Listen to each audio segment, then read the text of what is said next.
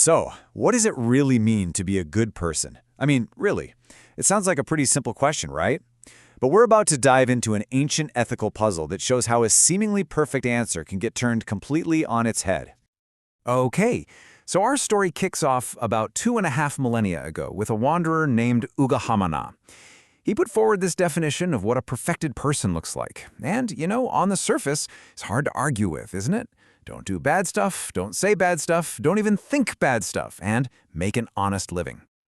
Yeah, I mean, that seems to cover all the bases, right? It feels complete. It's clean, it's simple, it's a logical formula for being a good person. Just avoid all the negative things in every part of your life. What could possibly be wrong with that? Well, this is where our whole story takes a really fascinating turn, because when this very neat, very logical definition was presented to the Buddha, he didn't just disagree, oh no. He came back with a counterexample so brilliant it completely reframes the entire idea of what it means to be good. And here it is, the Buddha's mic drop moment. He pointed out that if you follow Uggāhamāna's definition to the letter, then the most perfect person on earth is a baby. A helpless infant does no bad actions. It just wiggles. It speaks no bad words. It just cries. It doesn't have any bad thoughts. And its livelihood, taking milk, is about as pure as it gets. And suddenly, a definition that sounded so solid just becomes absurd. So this leaves us with this incredible puzzle to solve. How can a definition that's all about do no harm, which is, let's be honest, the foundation of so many ethical systems, be so wrong? What is the crucial piece that's missing? The key, the answer to this whole riddle, is locked away in the original language of the text, in Pali. The entire misunderstanding boils down to one critical word that kind of gets flattened out and loses its magic in a simple modern translation.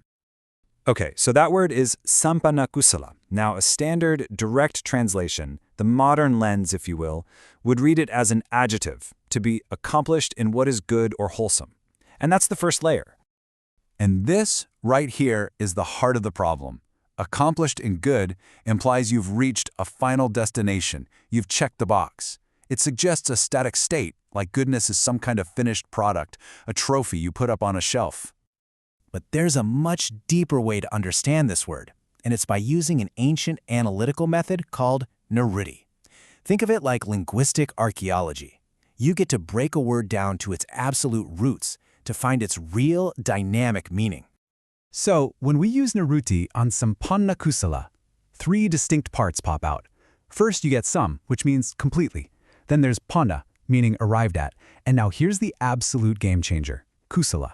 Its core meaning isn't just good, it's skillful, it's clever. All right, so let's put those pieces back together with this deeper understanding. It's no longer an adjective describing a state of being, it's a noun describing a person, one who has completely arrived at skillfulness. You see that? The entire focus just shifted from being good to becoming skillful. And this just illustrates the difference perfectly. The modern translation gives you that static state, the trophy on the shelf, collecting dust. But the ancient lens, it reveals a dynamic process. It's not the trophy, it's the master chef who is always in the kitchen, practicing, refining, and perfecting their craft. It's all about doing, not just being.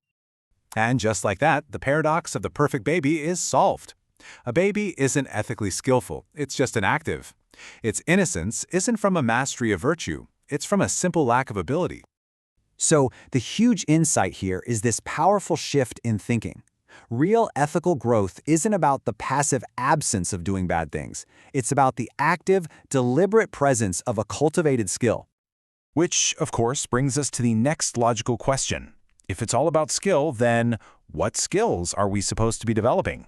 Well, the Buddha doesn't just leave us hanging. He actually lays out a whole curriculum for what this skillfulness really looks like in practice. So, the Buddha outlines 10 interconnected skills. Now, they start with the famous eightfold path. Things like right view, right intention, right speech. That's the foundation. But he doesn't stop there. He actually extends the path to include right knowledge and right liberation, which are the ultimate results you get from truly mastering all the other skills. And that is such a crucial distinction to make. This isn't just a checklist of rules to blindly follow. It's a dynamic training curriculum. Every single item on this list is a skill that you need to understand, to practice, and to eventually master. It's a practical guide for developing real expertise in the art of living well. So, this ancient puzzle leaves us with a very modern and I think a very powerful challenge. The goal isn't just to passively avoid doing bad things. It's to actively master the art of doing good. It reframes our entire ethical world from a boring list of don'ts into an active, lifelong pursuit of skill. And that leaves us with one final question. What skill are you mastering today?